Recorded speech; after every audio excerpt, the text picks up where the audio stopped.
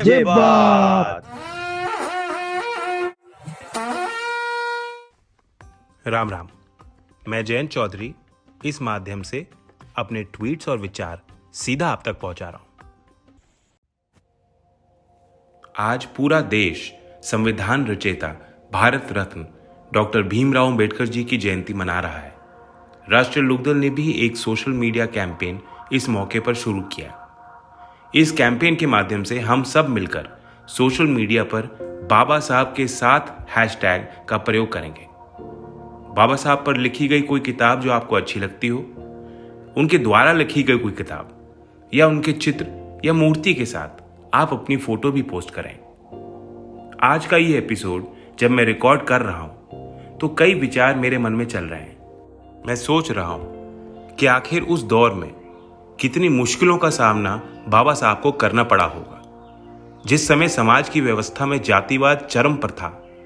Status को बनाए रखने वाली जातिवाद के शक्तिशाली पैरोकारों के सामने खड़े होकर उस व्यवस्था की खामियां गिनवाना, वाकई इसके लिए बहुत हिम्मत और हौसले की जरूरत है।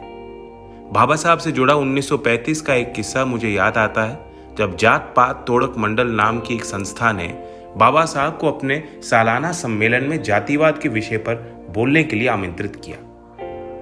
बाबा साहब ने जब अपनी स्पीच उस संस्था को भेजी तो उन्हें उस स्पीच में कई गई बातों को हटाने के लिए कहा गया, लेकिन बाबा साहब तो बाबा साहब थे, उन्होंने एक भी शब्द हटाने से इनकार कर दिया।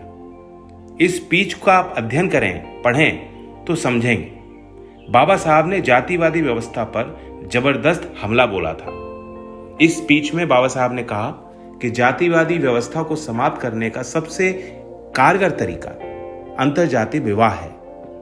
बाबा साहब ने कहा कि अंतरजातीय विवाह के चलते ही मानसिक सोच बदलेगी, जिसके चलते जातिवाद दिलो दिमाग से दूर हो सकेगा। बाबा साहब की इस स्पीच में यूं तो तमाम बातें जो आपको सच्चाई से रूबरू कराती हैं, लेकिन उनके द्वारा अंतरजातीय विवाह की वकालत उनके और चौधरी चरण सिंह जी के वैचारिक मेल पर प्रकाश डालती है।